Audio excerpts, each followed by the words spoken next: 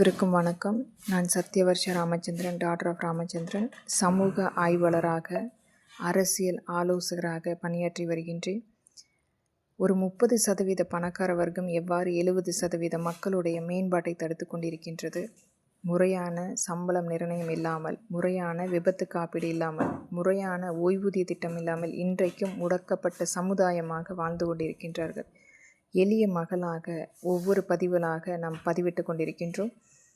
இன்றைக்கு ஒரு எதிர்பார்ப்பை நோக்கி காத்திருந்த கரூர் மாவட்டத்தில் தமிழக வெற்றி கழகத்தின் ஒரு மிகப்பெரிய கூட்டம் அங்கு காத்திருந்த அந்த கூட்டத்தை கலைக்கப்பட வேண்டும், இந்த கட்சியை முழுமையாக ஒடுக்கப்பட வேண்டும் என்ற ஒரு காழ்ப்புணர்ச்சி காரணமாக திட்டமிட்டு செயல்பட்ட திராவிட முன்னேற்ற கழகத்தின் அமைச்சராக இருந்த அந்த கூட்டருக்கு 10 ரூபாய் வாங்கக்கூடிய நபர் செந்தில் பாலாஜி கூலி படைகளை ஏவிவிட்டு முன்கூட்டிய மருத்துவமனையில் இந்த சம்பவம் கண்டிப்பாக நடக்கும் என்று தெரிந்து மருத்துவமனையில் காத்திருந்த சம்பவம் மற்றும் அங்கு கல் விசிறி எறியப்பட்ட சூழல், கத்திகளால் இளைஞர்களை காயப்படுத்தியது, வேண்டுமென்றே 2 ஆம்புலன்ஸ் அந்த நெரிசலான பகுதியில் உள்ளே வந்தது, குழந்தை என்று பாராமல் காலை வைத்து மிதித்து கொன்றது, இது போன்ற எண்ணற்ற பதிவுகள் ஒவ்வொன்றாக ஊடகங்கள் வழியாக நாம் பார்த்து கொண்டிருக்கிறோம்.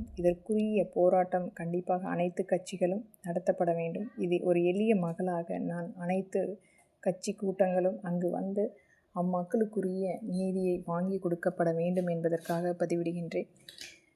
கண்டிப்பாக இது மாதிரியான சம்பவம் எந்த சூழலிலும் எப்பொழுதும் நடக்கக்கூடாது என்பதற்குரிய ஒரு போராட்டமாக நாம் நடத்தப்பட வேண்டும், அமைதியான முறையில். நன்றி.